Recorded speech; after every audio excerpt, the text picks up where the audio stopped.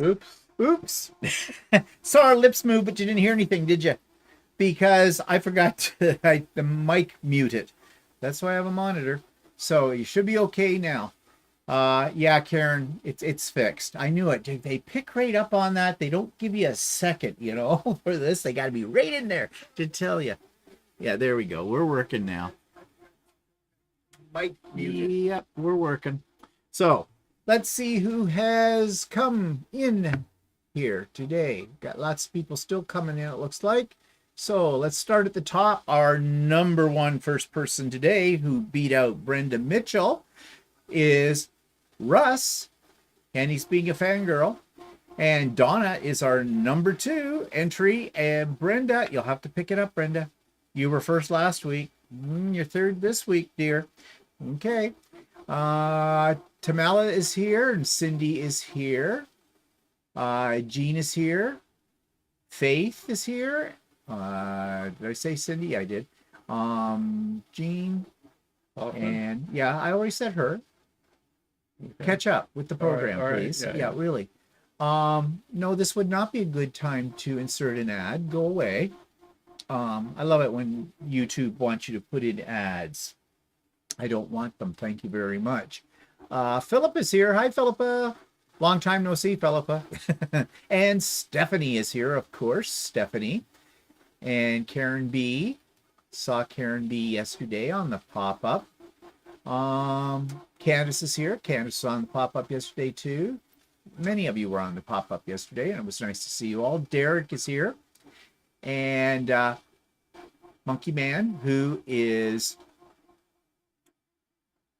You said earlier. I know exactly who it is. Begins with an M? No. Oh, yes. Why am I having a brain fart here? Jeez. Old man. Marissa? Mariah. Mariah? Something. I think that's what it sounded like. Right. Yeah. I think I've got it right. Sorry. Sally's here. Let's see. Who else? Mary is here. Jan is here. Mona is here. And Lewis is here.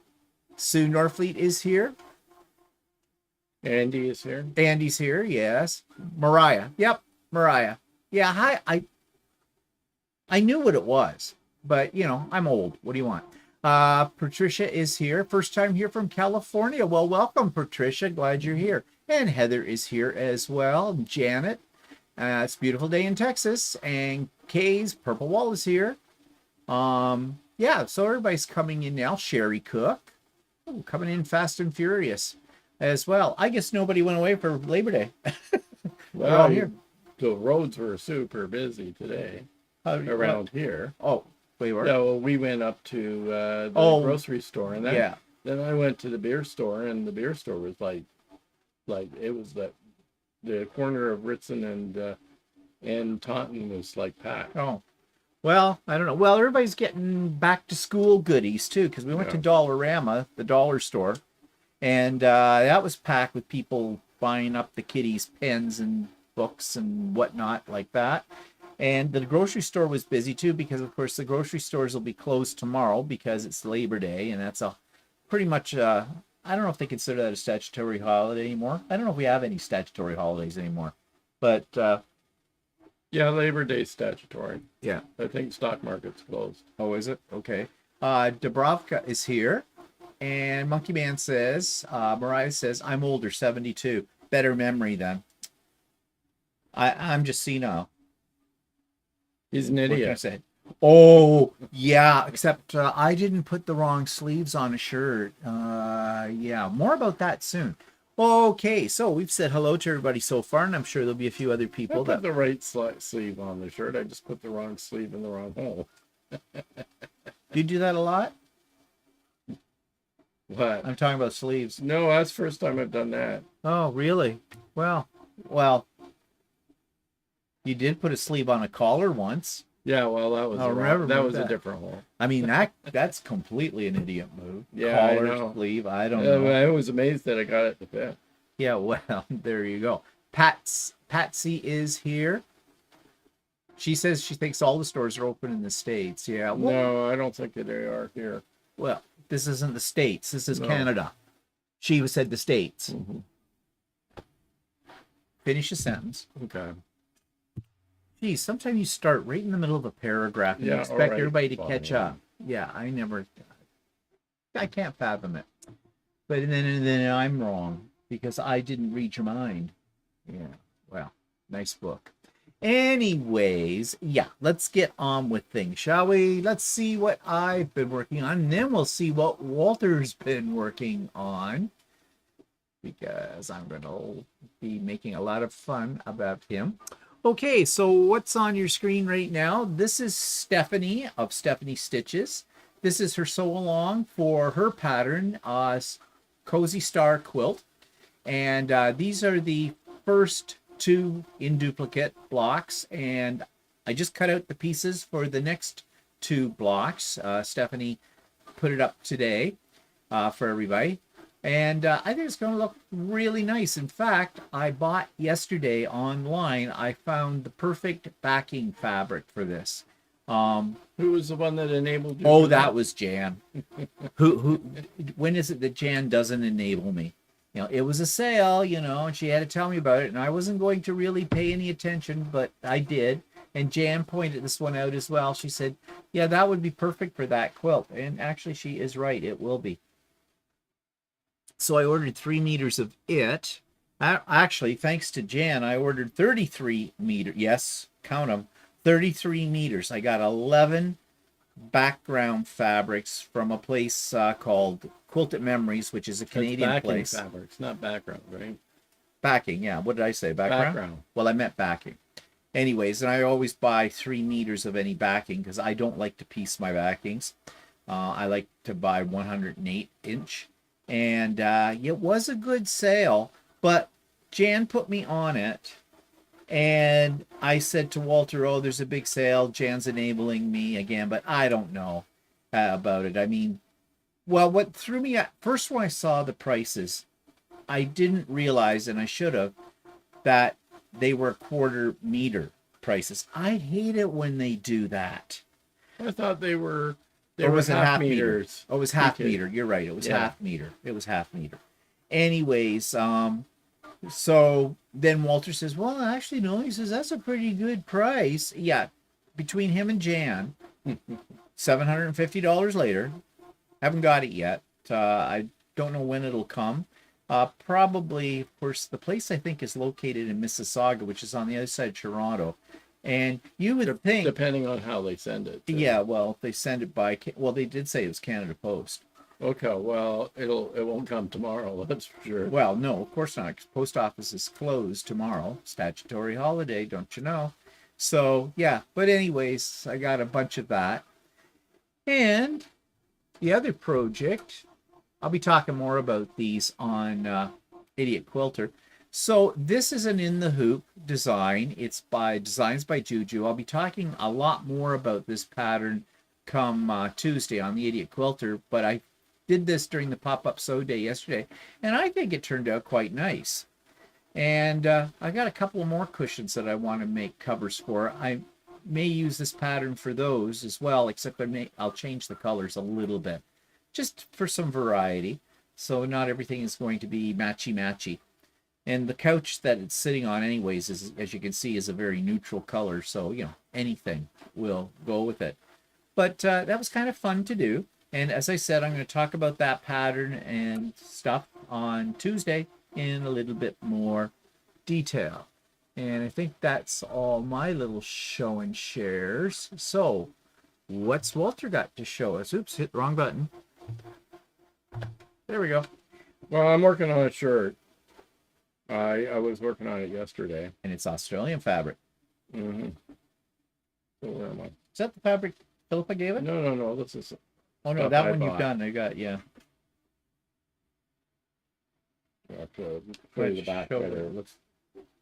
Let's look back. It's so pretty. So I was setting the sleeves in yesterday, and I was using a different method than I would normally do to set in the sleeves, and it works better. So that's good, except that today I went to put in the other sleeve, and I realized I sewed the wrong sleeve to the wrong side.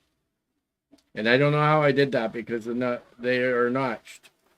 I'm shocked. And the notches didn't match. I guess I was so involved in using this other method that I've kind of forgot or kind of didn't do it right. Anyway, so then I went to sew in the sleeve again after I got it picked out, and then my bobbin ran out. And I didn't realize it until I finished sewing the sleeve in. Like Russ would say, you were playing bobbin chicken and you lost. And what's unusual is I never run out of bobbins. I always check. And I did check, and I thought I had enough. But you mean it wasn't just a question that thread ran off your bobbin? You didn't have any more bobbins wound? No, I had to rewind. I'm not saying well, yes, of course I'm going to say a lot, because you know what he'd say if this had been me. He'd say, well, you're an idiot. I can get 2 shirts out of one bobbin, so. Well, obviously not. I can. Well, yeah, but when you make mistakes, I guess that happened to it. No. And I put my pocket on.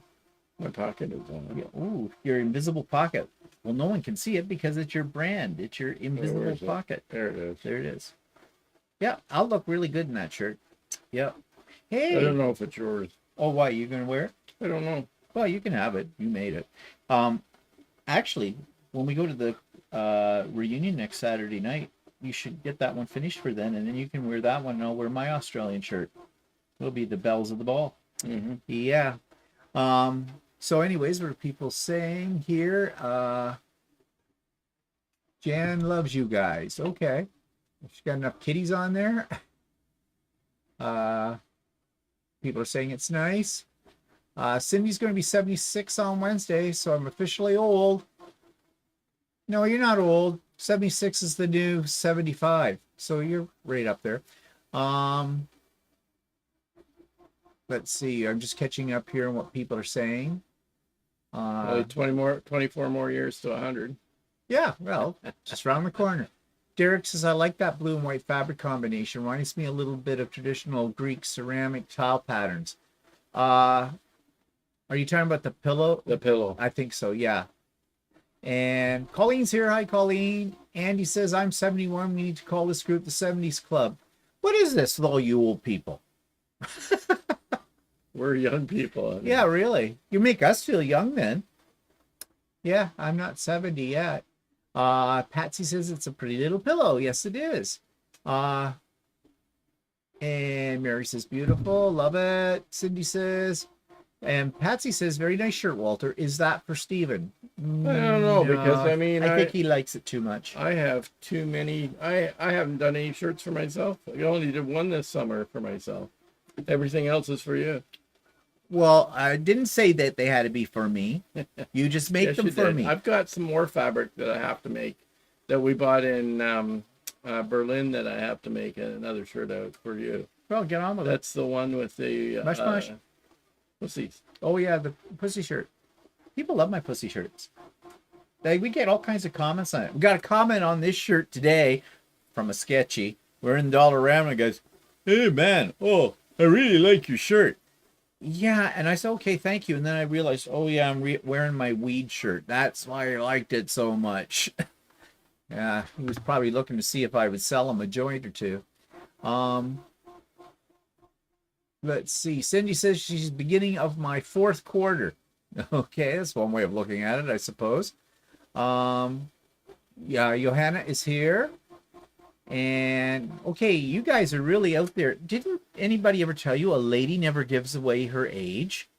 Really? Guess they're not ladies. I don't know. I don't believe you. I think we need to cut off your leg and count the rings. Just to make sure. Actually, that was funny. It reminds me of a funny story. My parents had neighbors across the road, and the lady that lived there would never tell my mother her age. She refused. Well, that used to be that generation. You know, a lady never tells her age. Gloria's here. Hi, Gloria. Design, and Joanna is 75, and Barb 80. Now I feel left out. Oh, you're in a whole nother decade there, Barb. And M's here. Hi, Em. So anyways, You know, you're only as old as you feel. That I haven't felt any of you, so I can't tell for sure. Let's cut off their legs. All right. So that's what we've been working up to. So as usual, announcements. So with Stephanie and Steven on Wednesdays, as always. I think we had some new people last week and the week before, and that's always good. New people are always welcome. Yeah, it's a friendly group, so please join us. No, if you can. The link is in the show notes below. And Pop-Up Sew Day was yesterday, and we had a good turnout. I think at the height of it, we had about 40, and that was pretty good. And we had some new faces there too, and that was great to see. And I think everybody had a good time. And yeah, so the next one is tentatively planned for September the 14th. That's in 2 weeks' time on a Saturday, of course. There will be reminders of that go out when we get closer to the date. Walter won't be joining us. That's why we're having it that day. He'll be off doing things with his cronies, with his garment sewer people. Pew, pew. Whatever. Is that still on? As far as I know. Okay. Well, I know I always have to check because you're never sure what. Well, usually I don't know that far in advance because they don't usually plan that far in advance. Now, who knows? Brendan might send me a message and say, oops, I made a mistake on that day. Yeah, well, that wouldn't be a surprise. So, anyways. But as far as I'm concerned, anyways, well, 14th will be the pop-up. If he's not having the soul day that day, then I'll stay at home. So, well, obviously. Yeah, obviously. Yeah. The Prophetess says she's 71. Yeah, we're just youngsters. Age is just a number, Sally says. And Carrie is here. Hello, Carrie. So yeah, Pop-Up Sew Day was good. And fall retreat is coming up. The 2004 Fall Idiot Quilter Virtual Retreat. That is Saturday, October the 19th. Details will be coming out. There will be a video, a special video that will explain to everybody what's happening with the virtual retreat, how you register for it, when you can register for it. You can't register yet.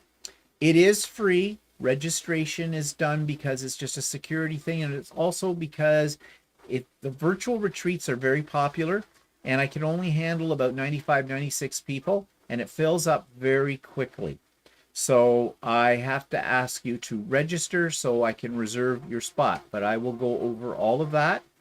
The video goes up on not this Monday coming, not tomorrow, the following Monday. It will go up at 9 a.m. on my channel, and all the details about everything will be there for you.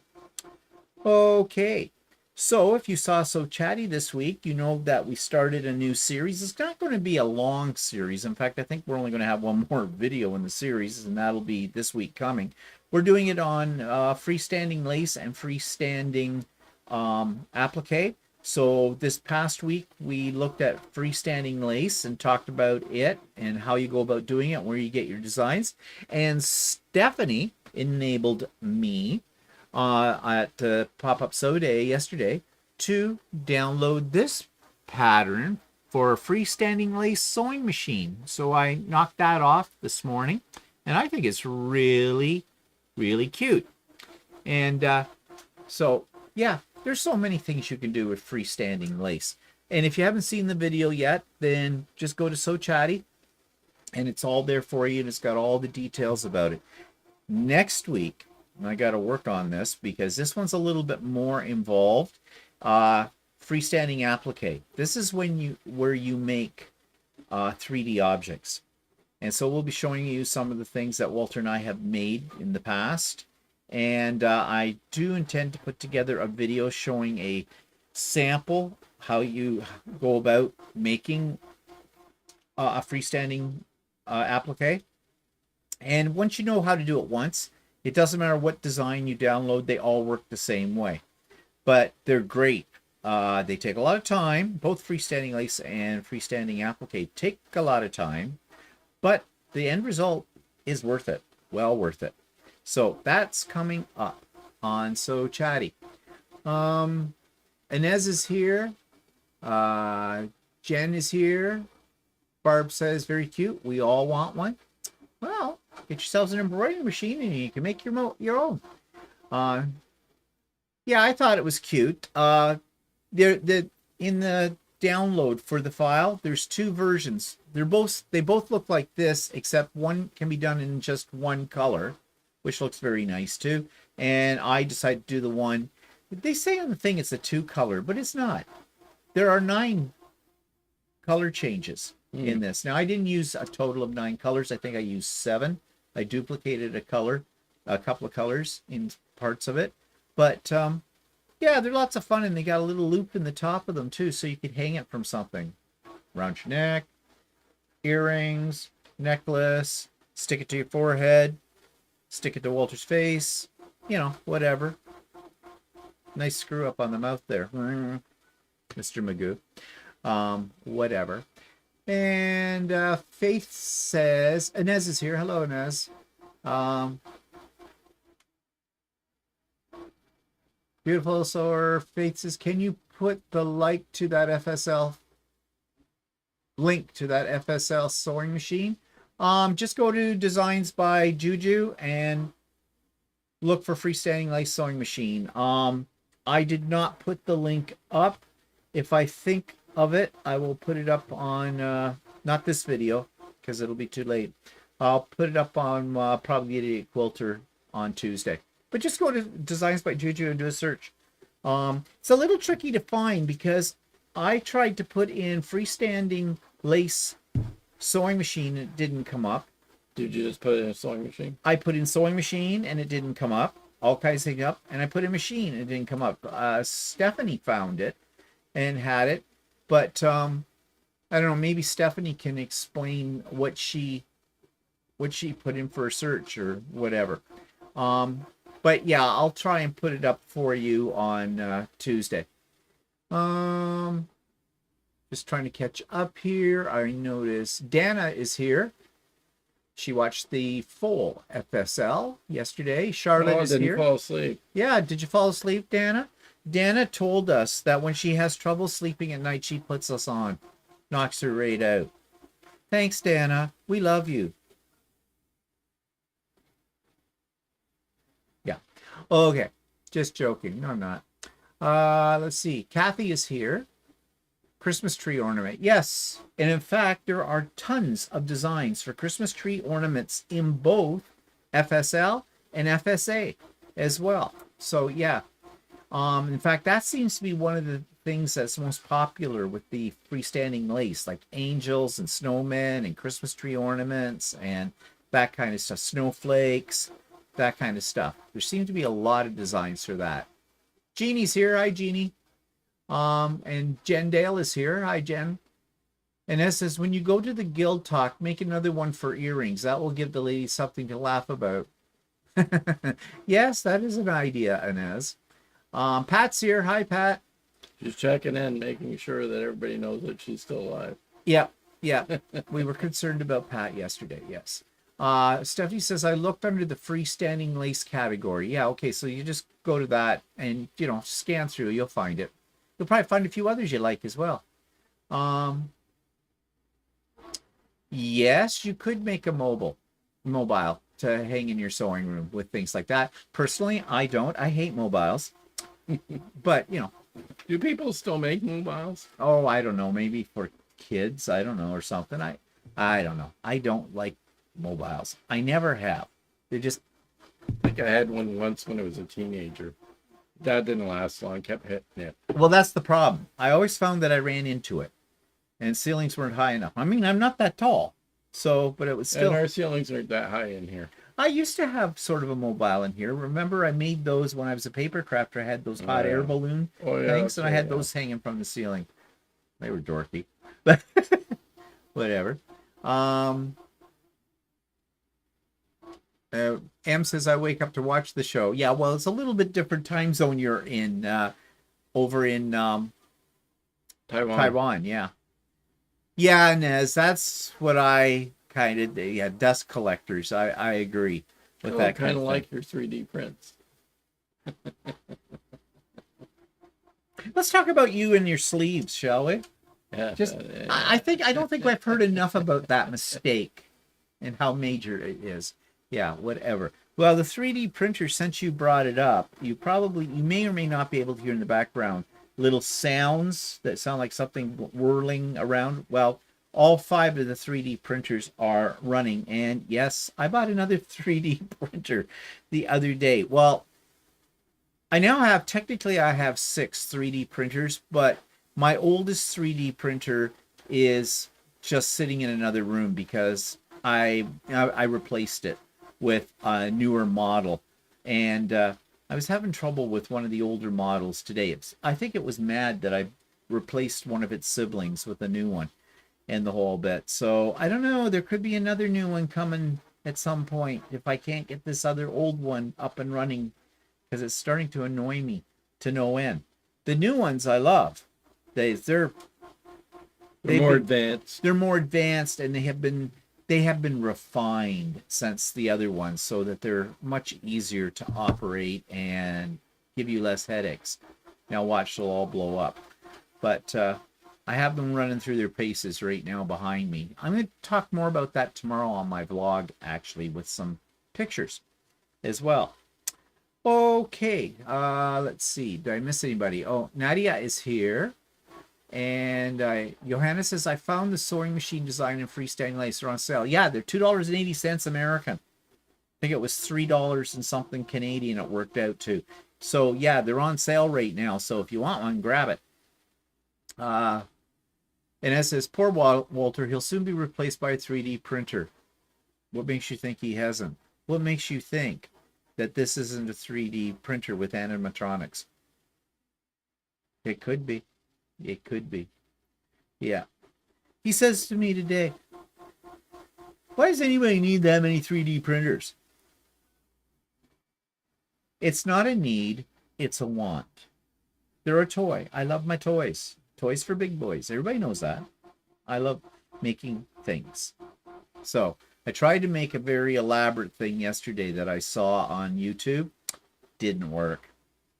In fact, I knew it wasn't going to work, but I tried it anyways. Wasn't it that item you were shown that they had it in a different orientation to print? Yeah, well, but I can't do what he did. No. He's that guy, the 3D printing nerd. He is such an expert. It's what he Plus does. He used that metal filament or whatever. Yeah, he did with that. Like, I mean, he's got very elaborate and expensive 3D printers, and he's fascinating to watch, though, the stuff that he can create and that he's made a business out of it on YouTube, and he's very, very popular. So yeah. Okay, so we got onto 3D printers. Okay, so someone mentioned it already, and I have. On Wednesday during the Sewing with Stephanie and Stephen, I got an email, 2 emails within half an hour of each other. 2 different guilds, their program planner or whatever, asked if I would be available to speak at their guilds in the spring. I didn't really know what to say because I thought, what am I going to talk about? You know, and they weren't really giving me well, the first one that contacted me really didn't give me any ideas as to what they wanted me to speak about. And I do get the distinct feeling that, you know, it's the time of the year they're trying to fill their roster, and they're looking for people, and, you know, it just gets to the point where you got more spots available than people you can find that are cheap. So, you know, scrape the bottom of the barrel and my name comes up. So that's that. And the other one actually did tell me what they would like me to speak about, which they basically want me to talk about my journey as a quilter and into the land of YouTube, which is right up my alley. I've already started planning out what I'm going to talk about, and I don't want it to be boring. You know, a lot of times speakers come to guilds and speak, and they show you 1,000, they do a trunk show, and they show you 1,000 quilts they have made, and they go on and on. Well, this one I decided on this color, and I did this. And yeah, okay. I mean, I like looking at quilts, but sometimes it's just like, okay, a couple are nice, 100 are not so nice. And I forget, when I was belonged to a guild, I think it was a guy who works as an educator for Janome. He came in with literally, he had 30 or 40 quilts. It was one quilt after another. And after a while, your mind goes numb. You know, you just, you start to tune out with that. So I don't want to do that. And also want it to be somewhat entertaining and informative as well. So I'm working on it. So I think one of them, they want me in around March. Actually, they've already given me a date for it. And the other one, they had October open as an in-person thing. And then in the wintertime, they do Zoom. And they had February was open, and that would be via Zoom. So I kind of said I would do it by Zoom because I'm thinking I can use my cameras if there's anything I want to show. I haven't heard back from them, though. That was on Wednesday. I haven't gotten back. So maybe I wouldn't be surprised if I get a message saying, oh, thanks so much, but it's not going to work into our schedule has changed. So, we'll be in touch next year if I got a better offer. Except I'm free. They did ask me. One asked me what my fee was. I don't have a fee. I've never done this. So I've had a few people make suggestions as to what I should charge, and I've decided I'm not going to. And I know, and don't even start, okay? I know what you're going to say. Well, you should get something for your time and effort. If you don't charge, and then other guilds hear about this, you'll be inundated with requests because you're free and you like that. No. One, I don't think I'm going to be inundated for a lot of requests to perform for them. And second of all, I do have a magic word. And some of you that know me well enough, you know what that word is. It's called no. Yep, and I'm not afraid to use it. I will use it. No. That's my favorite word, and my favorite key on the keyboard is a delete. No, delete. No, delete. It works for me. So, yeah. And don't give me the thing about, well, at least get gas money. I don't need it. I don't drive. Walter does. Yeah.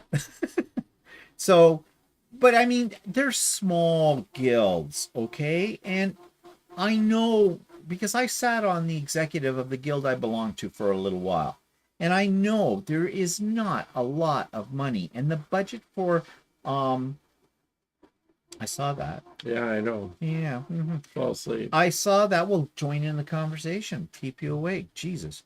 What was I saying? Oh, yeah. The budget for the guilds. Budgets are not very big. So, and I'm just flattered that I got asked, If it comes to the point, and I don't think it ever will, that suddenly I become popular with it, then, yeah, I might consider, charging a fee. But I don't think it's going to happen. I don't think so. In fact, what will probably happen is that, oh, my God, I'm glad he was free. Because if we had to pay for that, and that's another reason why I'm not charging, quite seriously. If it's not their cup of tea, or if they don't like my presentation style or something, it costs them nothing. They can't come back and bitch that, well, there was $200 down the tubes or something like that. So there is method to my madness as well. Let's see. Tamel says the one with the most toys wins. That's right. And Inez says, I saw a lady make bobbin cases and binding holders. Yep, I've made bobbin cases. In fact, I've got a couple that I designed that are on my printers right now. Oh, and Dubravka says, and toys for old girls. Yes, there are surprisingly a lot of women into 3D printing, and some of them design, and they've designed some really cool stuff. And it's not stuff that you would associate, like, it's not girly, okay? They make Dungeons and Dragons figures, and they make dragons and fantasy creatures and all kinds of things like that. So, yeah. So it's not just a boy's toy. It can be a girl's toy, too. Dubrovnik says they're looking for smart people. Stephen, you're never boring. Okay, well, thanks for the compliment, but I don't think that's what they're looking for. I think they're looking for cheap and a filler. So we'll see. Derek says, I agree. I think that talks with practical tips, tricks for 10 days to emulate what the speaker has done are more effective than just endless pictures of quilts. Yeah, I am going to take a few of my quilts, but my idea is to work them into certain parts of my talk, like to illustrate why I'm the idiot quilter. So I'm going to take, for example, my very first quilt. I'm going to take my second quilt, which was made from tea towels I got in Australia on our second trip to Australia. The heaviest quilt ever. This sucker makes a weighted blanket feel like a feather. That and things that I've learned from those things. But, I want to tie it in more sort of thematic rather than just show and share. At least that's my idea right now. I haven't got it fully developed yet. I'm still working on it. Lewis says, will you tape your presentation? Very good question, Lewis. If Walter's there, and he will be, I may have him do the man the camera and video it, and I'll put it up on YouTube for it, unless it sucks, and then you'll never see it. Derek says, and at least they showed good manners in asking about a fee. Nice that people are still thoughtful enough to be that considerate. Oh, true. I didn't really think of that. I just know that, like, when you get a guest speaker, a guild gets a guest speaker, it usually costs them some money. And, the big, huge guilds can afford big names because usually the big names, if they come from out of town, you have to pay for their accommodation. You have to give them a food allowance. You have to cover their transportation costs as well. It can be very, very pricey. I am not Jenny Doan. I'm sure you noticed that. Sue says, boring. You couldn't be boring if you tried. Oh, thanks, Sue. But you are one of my closer friends. Henry says hello. Hello, Henry. Yeah, hello, Henry. There's our little buddy, Henry. That's Stephanie's youngest. We've met Henry. He's such a cutie. And for me to say that a kid is a cutie, he must be. Because usually I just want to back a car over most children. But not Henry. Pat says, from one who has trouble being a mother hen, I apologize for wasting my ideas on you. Having done this, the prep time to travel and adds anxiety involved did validate why I should charge. No, I get it, Pat. I do get it. And there is something about charging money that adds a certain amount of significance to you as a presenter. It adds a level of legitimacy. But I'm just not comfortable with that idea rate at the moment. That may change if by chance I have other people asking for me. But I appreciate your thoughts that you gave me about that on Wednesday because, yeah, I know. And you've been there and you've done that. But you're an art quilter. But use plan and do all the stuff for every YouTube video as well. So, it's not. And I don't charge any of you guys for that. But this is my hobby, okay? This is not something this isn't a business for me. And I've said that many, many times before. These are all hobbies. Quite frankly, we're comfortable financially. We're not rich, but what's that all about? No, we're not rich. No, we're not rich, but we're comfortable. In fact, we don't have any bill collectors banging down our door. No debts. We don't have any debts and things like that. And that was because we planned for that many years ago. We put that plan into effect, and we have been very lucky that the plan is working out. But so, it's not something for me that is added income. I would just throw it away. Anyway, I would just use it to buy fabric. I buy fabric and 3D printers, yeah, with it. Yeah, like Pat says, I like your no plan. I mean, the other thing is that this is sort of the first kind of thing that you're doing, and maybe you're using them as a practice run. Well, I am. I'm using them as a practice as well. They're kind of my guinea pigs for something like this. Yeah. So, it's a freebie for the moment. Let's put it that way. Okay, so what else has been going on? Let's get off that topic. Oh, we were spotted on was that Thursday night? Thursday night, we went out for something to eat. Yeah, to a restaurant. And we got all of a sudden we got there's Stephen and Walter. Yeah. And the funny thing was, I thought the way Walter responded to that, I thought he knew this. No, I was looking at her and thought, oh, did we see her at the fabric store or something like that? Well, I couldn't even see her because the sun was right in my eyes at that point, and I didn't know who it was. Well, her name is Christine. She lives in the area, very nice lady, and she was going there for dinner as well. And we were kind of, I hope she didn't think I was being too rude, but the restaurant was really busy. And there's a certain area we like to sit on that's outside on their patio. And we were there early enough, but it was packed when we got there. I mean, we're there about 4:30 in the afternoon, early bird special. We're old. So we were trying to move our way to the restaurant, also trying not to get killed in the parking lot because it was plugged.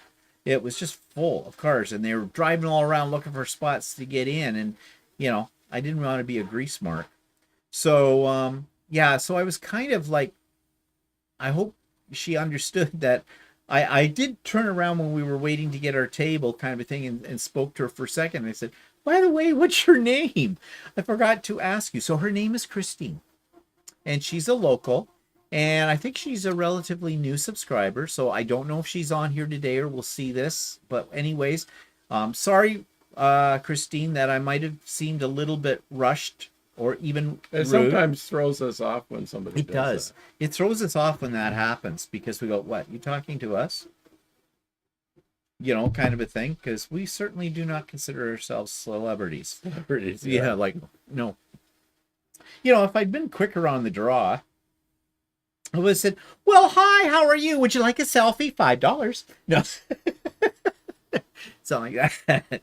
But no, always appreciate it, though, when people come up and speak to us and say nice things. If they come up and speak to us and tell us we're crap, well, we're not really that pleased.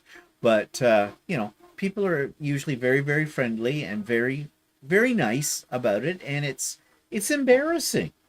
We don't know what to say out of it. So anyways, that's what happened. So I just wanted Christine to know, if she happens to see this, that sorry that we didn't speak to you longer and that we might have seemed like we were shunning you. We weren't. We just wanted to get our table in there before it went. Okay. Something totally different. We had a new window installed again. Tell them about it. Yeah, well, our transom, we bought a couple of years ago. We bought new front doors and transom with matching stained glass in it. And after a few months, the first window, the transom window, is a great big huge half moon window over top of our front doors. Two front doors. We have two. Yeah, we have double front doors, right? And so that window started to fog up inside. It's a sealed, vacuum sealed, supposed to be vacuum sealed unit, so that it gives you a certain amount of insulation. And isn't it filled with something like? Yeah, I think they argon or argon, whatever. Anyway, so it started actually fogging up on the inside, which our old window that we had up there. He means between the two layers of glass. Yeah, between the two layers of glass. It would fog up inside, which, of course, you can't wipe off the fogging if it's between the glass, right? So, and it shows that the seal has broken, and you lose your insulating qualities of that glass when that happens. Our old window that was installed when we bought the house had a problem with it fogging up inside, and for quite a few years, and we wanted to replace it with a new window, and that's what happened when we replaced the doors. So they got in touch with the company that put in the window, and they forwarded my warranty claim to the window company. It's supposed to be guaranteed for 5 years or whatever. And well, there was a big hassle to get this window, replaced window, right? So last year, I think they put it in last October. Yeah.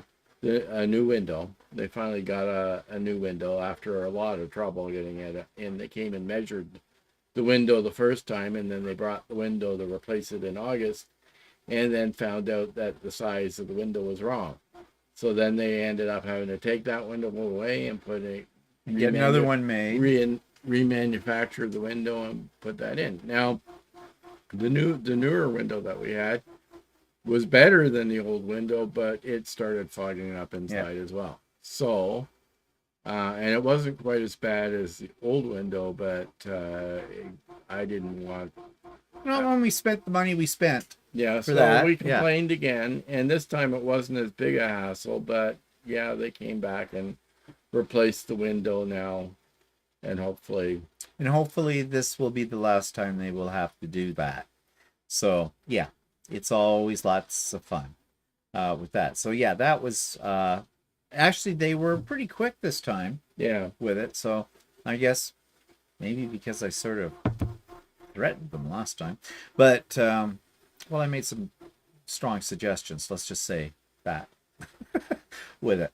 So yeah, so we got new windows there, and we did buy something. Okay, so Walter's on this diabetic kick, whatever you want to call it, and just show you here.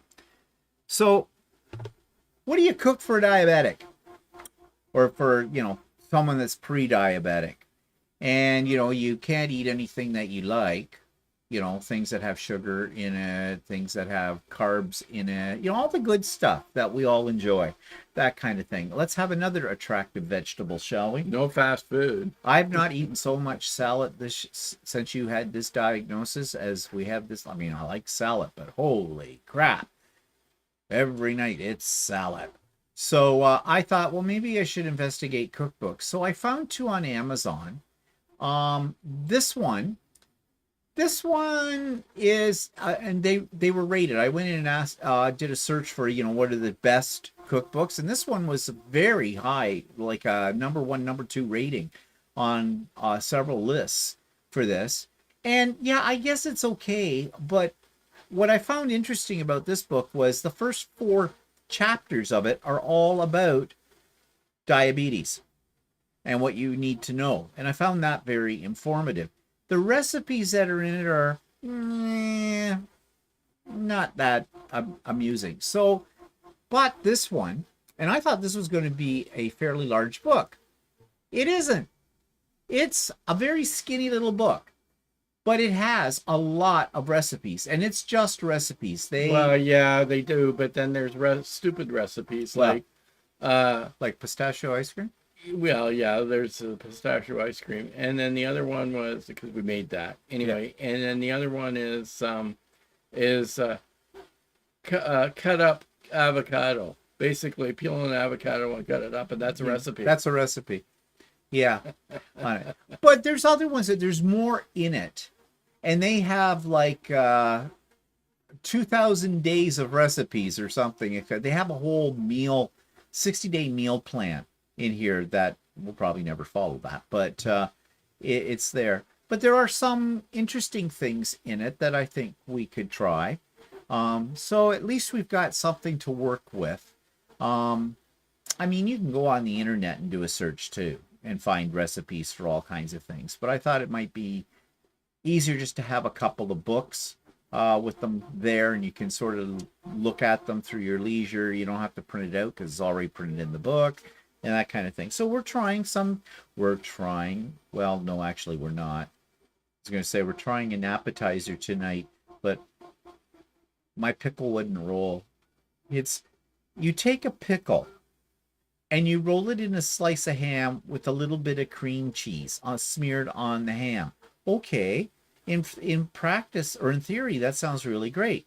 But I think you need it slightly. Now, of course, Walter tells me no. His mother used to make these all the time. Well, actually, we have thicker ham slices downstairs. Here, not the stuff that I bought in the deli. Oh, I thought you bought that stuff in the deli for this particular purpose. did sort of, but we also have thicker slices that you. Because you definitely need thicker slices Yeah. to do it because they just fall apart. They're so thin, these ones. So I did it on whole wheat little pitas, or not pitas, tortilla shells instead with it. So they'll be okay. He can have whole wheat to a point. So we'll see. But yeah, we'll try new things. It opens up a whole new world. I mean, we never ate avocados before this. And now every Sunday we have avocado toast. Except when you freeze your eggs. Yeah, we accidentally froze our eggs. We actually froze a dozen eggs. We're eating them. They've sort of thawed out, but they have a little different texture to them with it. Because, you see, we have a little fridge. We've had that. It's a fridge I had when I was in university. It's over 40 years old, and it still runs well. It's in our mudroom. And we use it as, for I have a overflow. feeling it's over 50 years old. Well, I got it in about 1977. Not quite 50 yet. Not quite yet. Yeah, right there. Anyways, it runs like a charm, but we did have a huge ice block in the little it has a little teeny freezer in it. And, I was always going to get around to thawing it out. Well, I finally did it. It took a while, but anyways, I was afraid that when I thawed it out and got rid of the ice, it may not, and I turned off the fridge, it may not turn back on again. But it did. But I set it at the temperature it was set at before I thawed it out, and I guess it's being a little bit more efficient in freezing. It froze our eggs. I mean, it froze my yogurt too. I had frozen yogurt. So yeah, I turned that back. But anyways, it makes the eggs a little bit different in texture with them. Still It's edible. funny when I tried to crack an egg. Yeah. It was solid. Yeah, it was. Yeah, it was a bit of a lump on there, but such is life. Let's see. Kim says, Kim's here. Hello from breezy, beautiful Nova Scotia. Walter, Barb wants to know, did your doctor recommend that you go to a dietitian? Well, you can also attend meetings related to diabetes. Yeah, I registered for the local diabetic thing. And I did have one educational session for eating, for nutrition and stuff like that. Yeah, I have had that, and plus I've done a lot of research on the internet, and to the point of paranoia. And I also I got my doctor to give me a glucose meter so that I can test myself. So he wants to test me. And I said, no, you pricked my finger. I don't like to. Yeah, feel it. You get a little there. You get this little prick. What do they call it? Anyway, it shoots the needle into your finger, and then you can't even feel it. Says you. I'm very sensitive. I have a low threshold to pain. Yeah. Inez says she's been babysitting her great-grandson, and he's type 1. That's hard, especially when the ice cream truck jingles. Yeah, I imagine that is tough, especially with a kid. I'm still considered pre-diabetic, so... Yeah, Barb says they might suggest some good cookbooks. That's true. Yeah, not true. Do they have something on their website? They did consider some apps that they suggested. What, for food? Actually, yeah, no, it was more for tracking and stuff like that. Yeah, Colleen says she's picturing you cracking the frozen egg. Yeah. He was slamming it, and it was like, okay, it's not doing anything. That's not working. I suggested sticking a popsicle stick in it. Actually, in the carton, there were 2 cracked eggs in there, and they were oozed out in it. And I thought, there's something wrong with it. I thought it was unusual that we had 2 cracked eggs in there. They blew their shell. Yeah, so they obviously kind of exploded, right? Yeah. And they were kind of oozing out, but then I realized I dropped one in the sink, and I realized they were solid. Yeah, when they go. And I'm thinking in my head it had congealed, not frozen, right? At the inside. No, it came out as big yellow ball when he there. It looked almost like a fruit ball kind of a thing with it. So yeah, live and learn. Speaking of live and learn, we got our new passports this week finally. And the Canadian passports now are a little bit different. The part that has your picture on it and all the information is like a giant credit card stuck in your passport book, the size of the passport. Before it was like a laminated page. Well, now it's like this. It's solid plastic. It's a solid plastic piece. So yeah, and it's printed on both sides. Is it? Yeah. Did you pull it out? No, you can't. You can't. That's what I told you. It's glued to a page. Yeah, that's what I said. I thought. Yeah, but there's two sides to it. Oh, I didn't look at the other side. Yeah. What's on the other side? I can't remember. Oh yeah, it's got the maple leaf or something floating around there. Yeah. That's right. Yeah. So anyways, they're kind of neat. But yeah, we had to get our new passports because ours technically didn't run out until February of 2025. But of course, they've got this new thing, at least here in Canada, and I think it's in the States too, where you're supposed to have. Well, it depends on what country you're going to. Like if we were to have a passport, I looked it up for us for when we went to the U.S. And the passport would have been good up until the day it expired for us to go into the U.S. Oh, would it? Oh, yeah. Okay. So I mean, we would have still been okay for New Year's or something like that. For when we go down to Dahlonega. Yeah, but there are some countries that require you to have a passport that has at least 6 months validity on it. So we would be restricted to go to certain countries or something like that. So it's always good to be a little bit, have one that's more valid. Yeah. Plus, you never know if there's a run on the passports and stuff like that. Like right after COVID, for some reason, it was really hard to get a passport because everybody decided to start traveling at once. And the lead time to get a passport was really long. How many weeks was it when we went in? And well, it wasn't too bad because we went in July. The beginning of August. Was it the beginning of August? Yeah, I think so. Oh, they were pretty fast. They said they said 4 to 6 weeks, I think. Yeah, well, it wasn't more than 4. No. So yeah. So anyways, we're good for another 10 years on the passport. So that's a good thing. And speaking of trips, okay, so we have things planned for 2025. I mean, 2024, we're at in December, we're off to Stephanie's retreat at Dahlonega again, and looking forward to that. And then, of course, we have Berlin, another Stephanie's retreat in April. But we're talking about possibly going to the Netherlands and maybe to England or something like that in May. For I don't know for how long, a couple of weeks probably.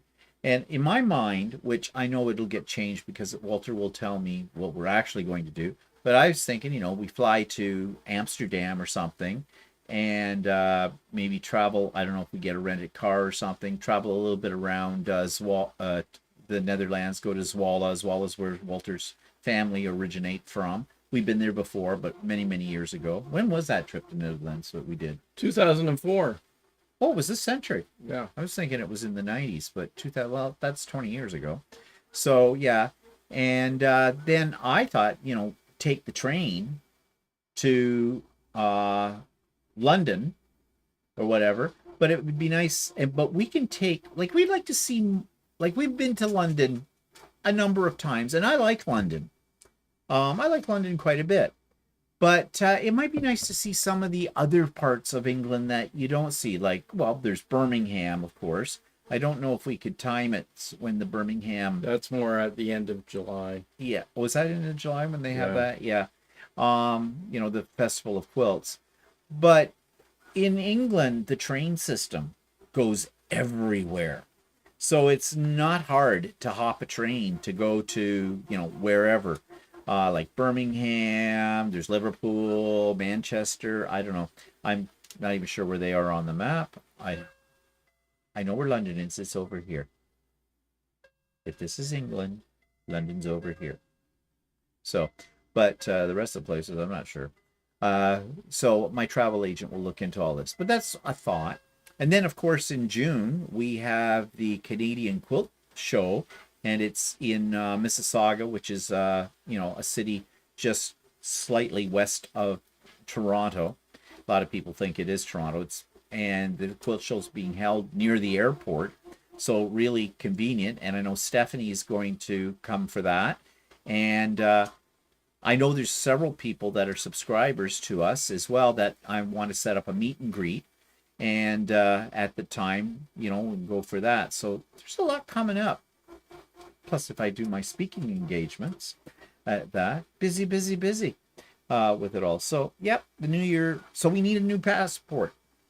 And we got it. So that's done. And, yeah, finally got around to cleaning up the Lucy room. Boy, did I get rid of a lot of crap. I threw out a whole lot of 3D prints. They were just dust collectors, and they were things, my experiments on different things and whatnot, so I got rid of those. I went through all of what was left of my crafting supplies. I had tons of paint that had never been opened and was not dried up. So I called up the local elementary school and asked them if they'd like it. And the secretary, she says, oh yeah, teachers will definitely want that. And it's only just on one end of our subdivision, practically across the road. So off we went and got rid of that. And I got rid of some scrapbooking paper pads that I still had left over from my crafting days that had never been cracked open. And yeah, she seemed to be really happy. She says, oh yeah, they'll find a good home here. So I was glad about that. Gave me more storage space. And now I want to go to IKEA next week.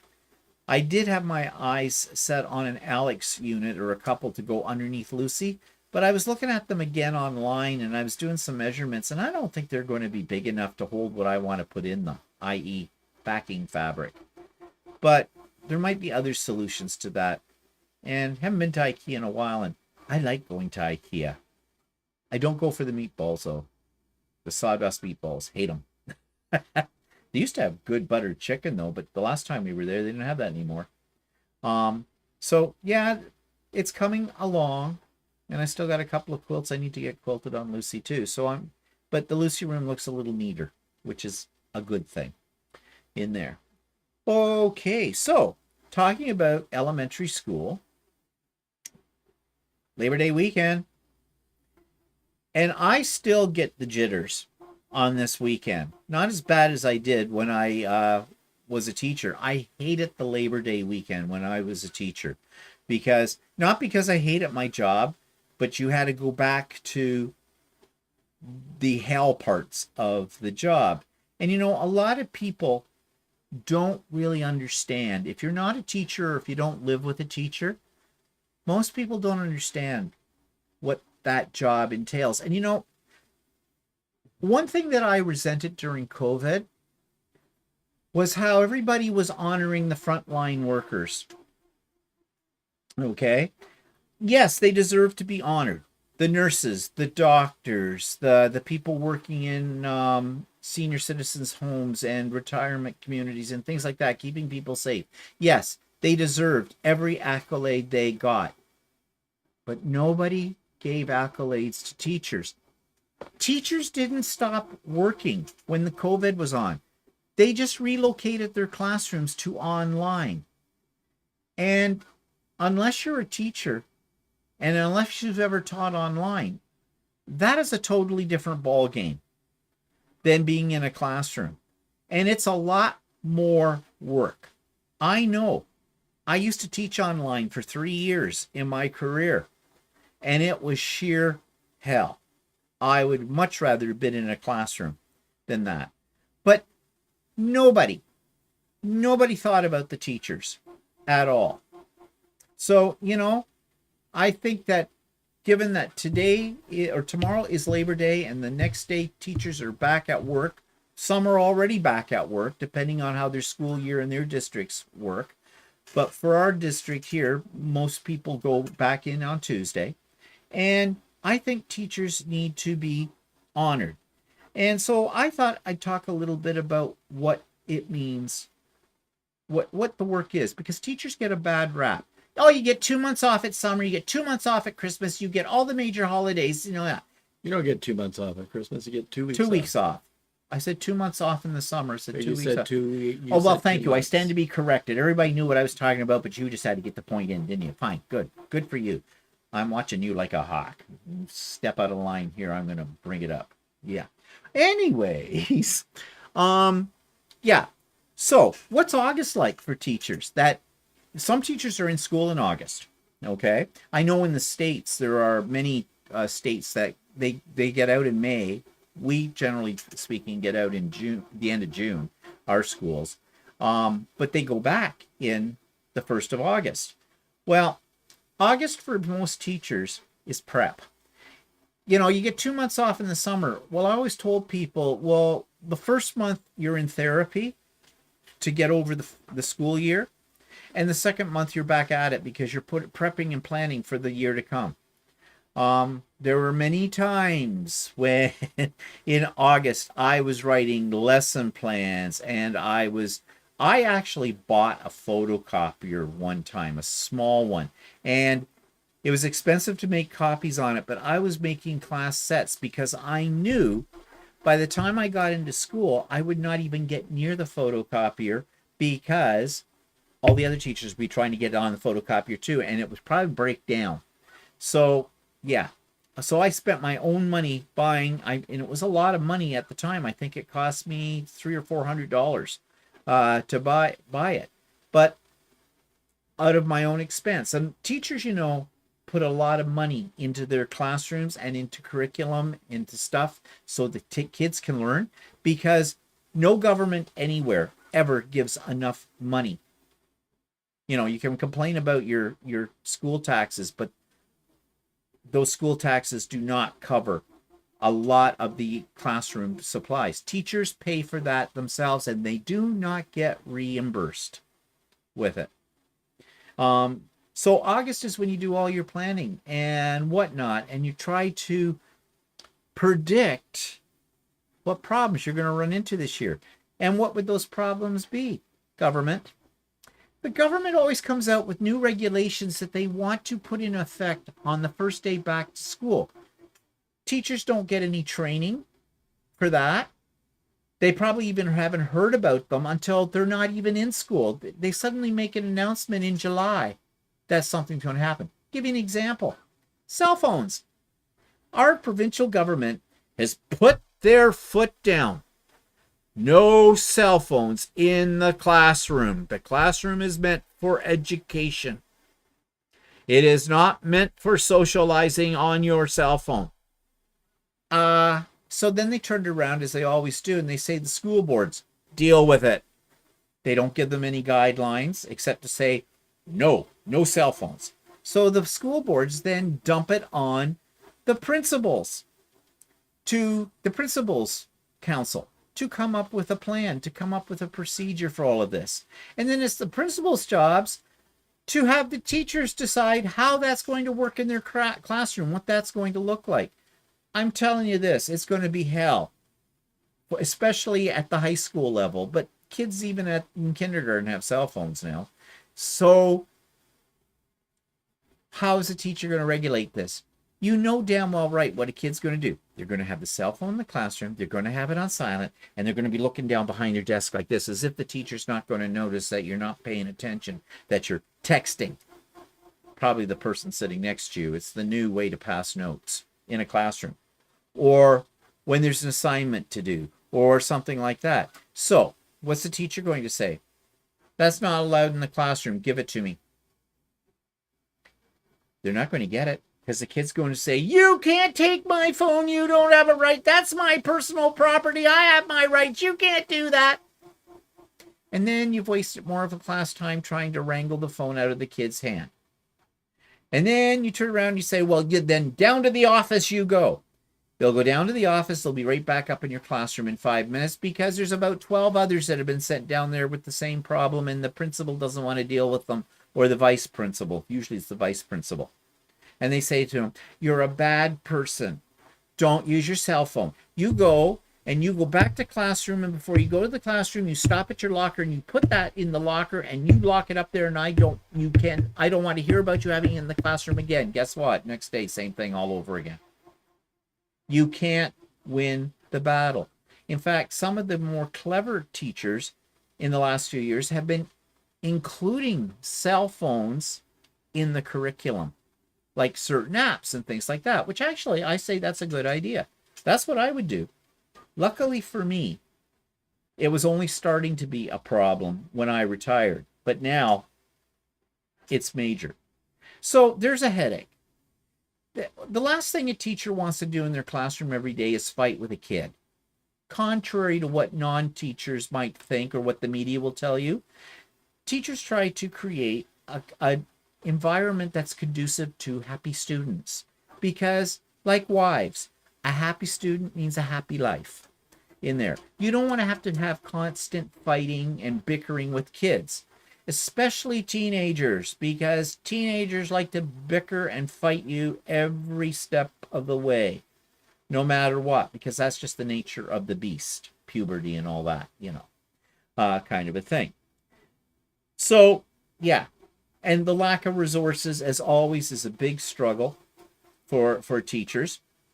Trying to make do with what little they have and what they can wiggle out of their department head or out of their principal. And, I used to, when I was a department head, when I had to order what we call consumables, which was all our supplies, and you had to order them all for the whole year. The first day back at school, after school, I would take all the teachers up to the area where I had everything locked up. I would open up the cupboard and I'd say, here's our supplies for the year. Take what you feel you're going to be needing this year. But keep in mind that this has to last the whole year.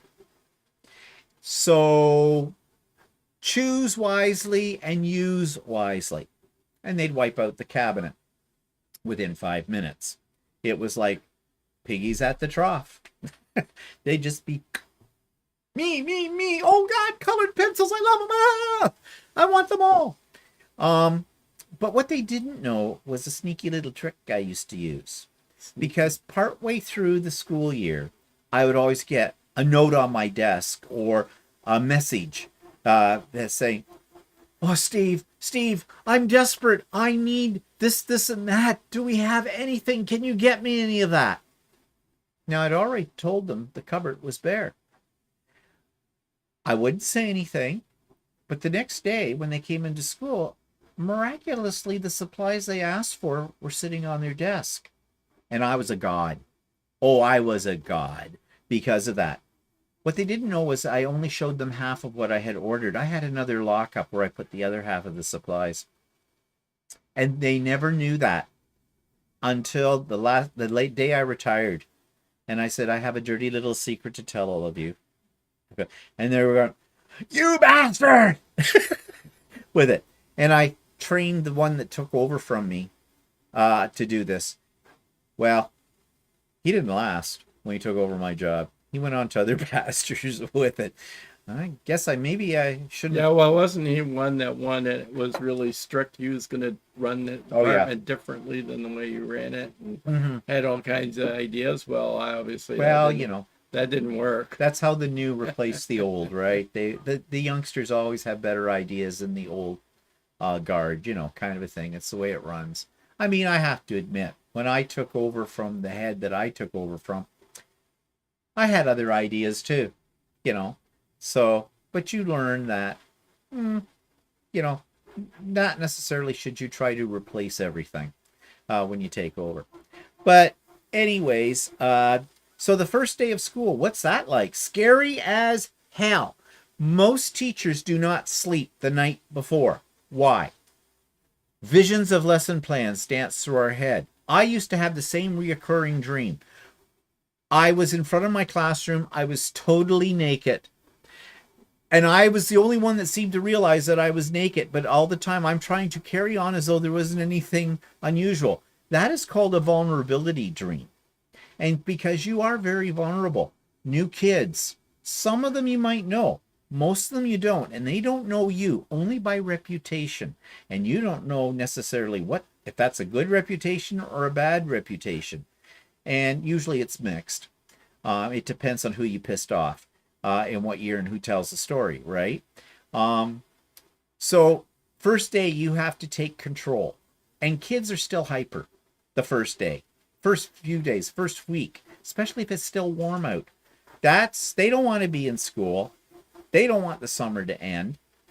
And yeah, getting their attention, getting them settled down, getting them to do their work and stuff like that. No easy feat. See this color of hair? Yeah. When I started teaching, it was dark. Okay? Also might be my age, but, you know, whatever with it. But you have to establish a rapport with them. And that, you always have one. I laid down the law. I told them, you may think this is your classroom. It is not. You're just occupying a space for a rented amount of time. This is my permanent setting. This is my classroom. So guess what? When you come through this door, you drop your attitude outside, because there's only one attitude in here that counts. It is my attitude. And I can be your best friend, or I can be your worst nightmare, and it all depends on you, which way we go.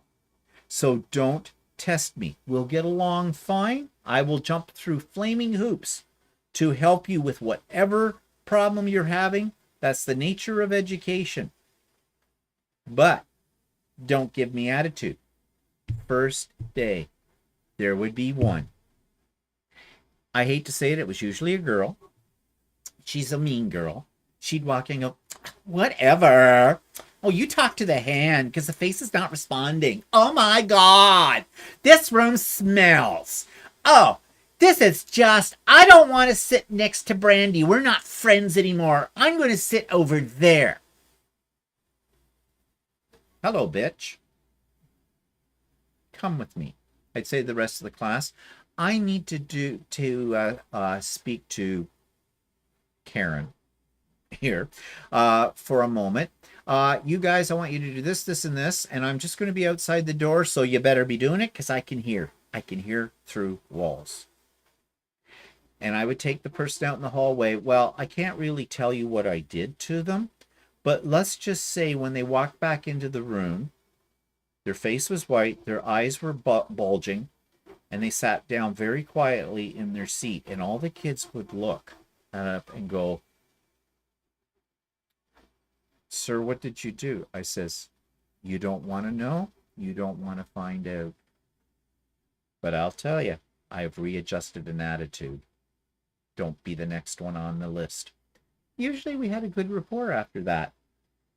And after that poor child cleaned up their pants, it was fine. Yeah. So I miss those. Those are always fun. I love the challenge with it. But, or with my grade 12s, because, you know, English, that's what I taught, was compulsory. You could not graduate from high school, no matter what, if you did not pass grade 12 English. And most of these kids that I was teaching the university level, which was the kids that were planning to go to university. And I would tell them, the first day I'd write on the board 3 words. I'd go, you can call me Mr. Bland, you can call me sir, or you can call me God. Because if you want to get out of this institution, I am a God, and you will obey God. God will help you get through it, but I am God.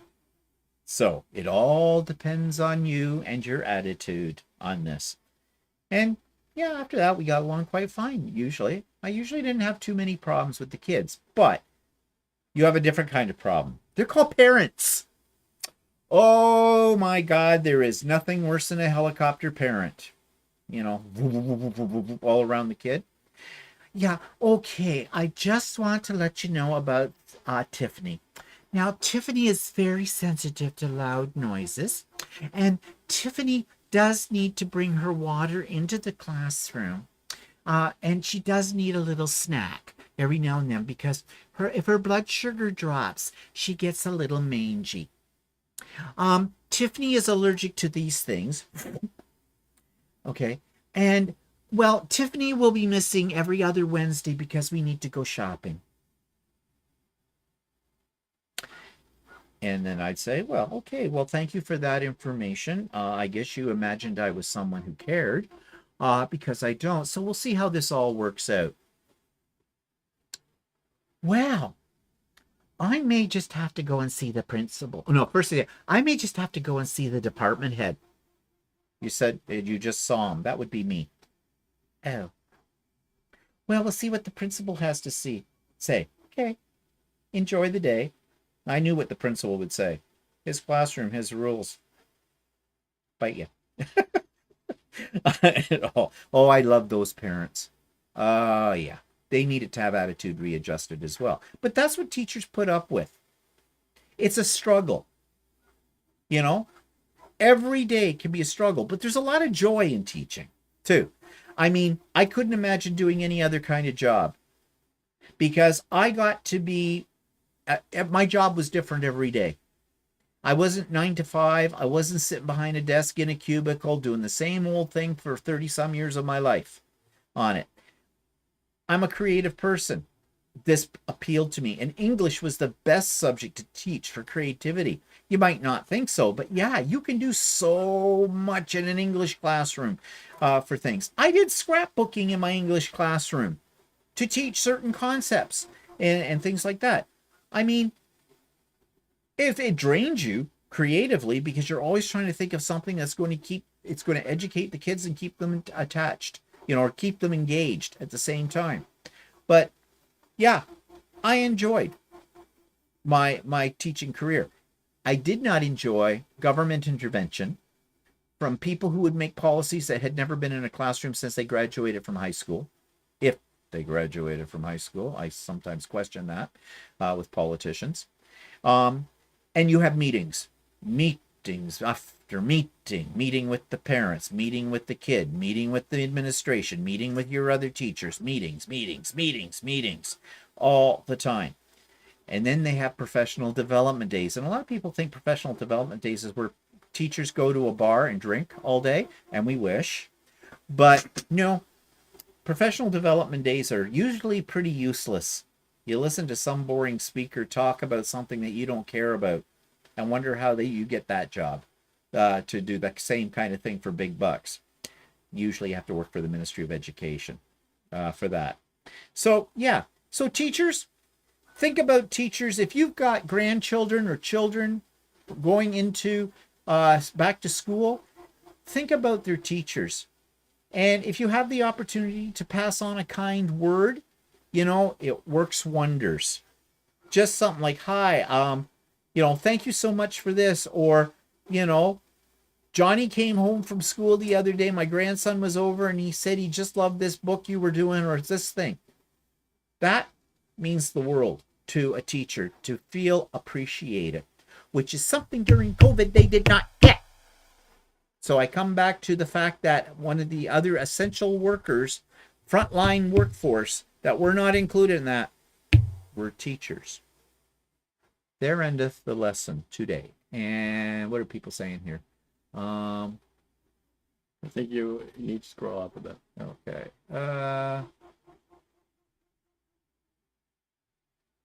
Oh, wow. A lot of stuff going on here when I was rambling. No, frozen egg. You're okay. at frozen egg. Where's the frozen egg? At the top. Then Derek's, you reminded me of the passport. Oh, you remind me that I have to renew my passport soon. It means I will have to get one of those different colored passports now that Brexit has occurred and I'm no longer a EU citizen. Oh, okay. Sue's here. Stephen, congratulations on being able to speak at a couple of guilds. Thanks, Barb. Sue says traveling to other countries will soon require fingerprinting. Yeah, probably. Kathy says, I hated the Labor Day back to school feeling too. Always uptight and never felt completely ready. 44 years. Yeah, you don't. It's like starting in kindergarten all over again as a kid. And Derek says he's been on vacation for 3 weeks and going back to the university tomorrow. Dreading having to sort timetables, etc. for students coming back in 3 weeks. Love the students, but hate the admin. Yes, you will hear most teachers say that. The worst part about teaching is the paperwork. Well, even with my old job where I did software development, it wasn't so much the work, it was all the stupid meetings, administration that you had to do. Yeah, that always is a killer. And Barb says, Walter, you wouldn't make a good student in Stephen's classroom. I don't know. What kind of student were you? I was actually a good student. I sucked up to all the teachers. I liked the teachers that were difficult. Oh, yeah. That were strict. Yeah. So, well, you want to know something? I find that most kids do not. you get the new teachers that come in and they want to be everybody's buddy, and they think that's going to win them over. It's not. Those kids see right through that, and then when the teacher has to buckle down on them, they've lost them because the kids won't pay any attention. We were told in teachers college, you don't smile until Christmas. And the reason you're smiling at Christmas is because you've got 2 weeks off. But what they meant was it is easier to lighten up once you get going in the school year than it is to buckle down on them. And kids don't really respect teachers that they consider buddies, that or have this buddy thing. Oh yeah, I'm your friend. No. And I tell the kids that I'm not your friend. I'm your teacher. Totally different ballgame. I'm also not your mother or your father. And it's funny. You will get, and this happened to me in high school on occasion. I'd be working with a kid, and the kid would say to me, well, Dad, and they'd catch themselves, and they go, I said, it's okay. I'm not your father. But, there was a personal relationship that you gain with a kid where that's a trust kind of a thing. Like, that is if they like their dad. If they didn't like their dad, then it was an insult. Yes. Kathy says she had a photocopier too for all the same reasons. Exactly. Andy says, I was a corporate trainer. The real challenge was teaching real-time online classes to employees in other countries. The logistics was almost as challenging as the actual session. Well, yeah, you'd have the time zones and everything like that. And I would imagine there might even be a certain amount of language problems too. Barb says she was watching a YouTube creator and she said she had to buy a ream of plain paper with all of her kids. Yep. Elementary school teachers have it even worse than high school teachers. And depending on the area, if you're in an area that's a little bit more economically depressed, these teachers will buy crayons, pencil crayons, and pens and pencils and loose leaf paper and all that kind of stuff for their kids because their kids just don't have it. And the school does not necessarily provide or does not provide enough of that because in our case in Ontario, their hands are tied by the provincial government's budget and what they allot to school boards. And they screwed that up years ago. Nancy says, I have the same issue with college students at work. Bah, humbug. Yep. And I think college students and university students are probably a lot different than they were when we went to university and college. From what I can see, they seem to have an awful lot of time on their hands to go out and to party. I mean, we partied, but we worked too. And now, everybody's got a laptop and whatnot. I know professors just sort of, they can download the lesson plan and everything to their computer and whatnot. So, of course, I'm old. We didn't have laptops when I went to university. Had to do it old style. You had to actually open a book. Cheryl says, when I was a school secretary, we were the cell phone police and had to help them find their stolen phones. Yeah. Oh, I didn't even mention the school secretaries. Without the school secretaries, school does not run. The first thing any teacher coming into a new school environment for them has to do, you've got to make friends with the office staff, especially the head secretary, or I guess they're now called the business manager or whatever, or school administrator, because that person can make or break you. If they like you, you've got a good rapport with them, they will jump through flaming hoops for you. But if you piss them off, it's death. I know. I worked with a teacher who pissed off our head secretary, and she used to get, and she never figured it out. You have to be nicey nice. A box of chocolates at Christmas and at the end of the school year is always nice, and possibly a bottle of wine or whatever too. It doesn't hurt at all. Brenda mentions, I'm so glad to be a retired teacher. I never signed up for substitute teaching. Like you, I take extra paper, pens, and pencils, art supplies to the local school. Win-win. Yep, they need them.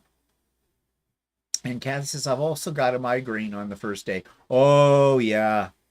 Oh, yeah. The headaches. Yep. I remember.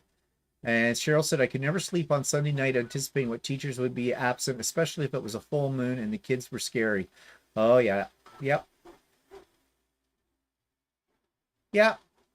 fear was a good tactic, I always found. I learned from the best. I learned from the teachers I respected the most when I went to high school. And ironically, I came back to work with a bunch of them too, because my first job was back at my old high school. Cindy says, when I was a manager, I told new hires I believed in capital punishment. Yeah, wish they'd bring it back. Hi, Jackie. Hi, Janice. Shell says, I got to call the police on parents when they threatened the principal. Had a panic button at my desk too. Woo. I don't know if we have it that bad up here yet. No, could be though. Could be. Because I mean, I've been out of the school system for 12 years now, so you know, a lot has happened. Granddaughter's favorite teacher, Jackie says, in elementary school was a retired Marine Corps drill sergeant. He was a teddy bear. Oh, Kathy says yes to the mom and dad thing. I think that happens too a lot in the elementary school, especially with the younger grades. They will call their teacher sometimes by accident, like mom or whatever. Sally says she always wanted to teach. My path moved in a different direction, yet I ended up in a teaching, mentoring situation. I love when someone would move forward. Yeah, it's nice to see a kid that's been struggling and that you've been working with and actually succeed too. There is something about that that makes the job a little bit, you know, rewarding. Andy says the most shocking thing I found about working with younger people was the intellectual laziness and poor problem solving skills. Oh, yeah. But when you got that one in your class, that was brilliant. I'll never forget, there was a girl in my class. She got the highest mark I ever gave in English. She actually got more than 100%. Because I had some bonus work in there, and she everything she touched, she got a perfect mark on. And I mean, I wasn't an easy marker, but she was also writing a novel. She looked goth. This girl was pierced everywhere. And well, everywhere you could see anyways, and tattooed, and she's scary. She was scary. The first day she walked in my class, I went, I'm gonna have problems with this one. Exact opposite. She was absolutely brilliant. I wonder what she's doing today now, because I hope she aspired to be a university professor as well, and a novelist. So, and she wrote brilliantly. She was really good. Kathy says, you're absolutely right about the school secretary. Derek says, I always warn new staff, don't annoy the secretaries, technicians, or custodians. It will introduce you to a world of pain if you're rude to them. Oh, yeah, let's not forget about the custodians. You want to have a good rapport with them as well. Because if you don't, well, you may find your classroom doesn't get cleaned as often as it needs to be cleaned. And I always made sure my classroom was neat at the end of the day. Chairs were up on the desks, so the custodians didn't have to try and sweep around them or pile them up on there or anything like that. I was very conscientious of that. And I was rewarded for that. I had a nice clean classroom. And I wanted a nice clean classroom. So anyways, teachers, I'm thinking about them right now. And I'm glad I'm retired. But I always said when I retired, I would, my first year of retirement, on the first day of back to school, I'd get out of the lawn chair and bring a case of beer or a bottle of wine and sit outside the front doors of the school and toast the teachers as they walked in and went, it's not me. I never actually did that because, you know, alcohol on school property is illegal, apparently. So, no, never did that, but I thought about it. Okay. So, got any parting words? What do you got planned next week? Doing anything exciting? What? Taking me to IKEA? Clean out the barbecue.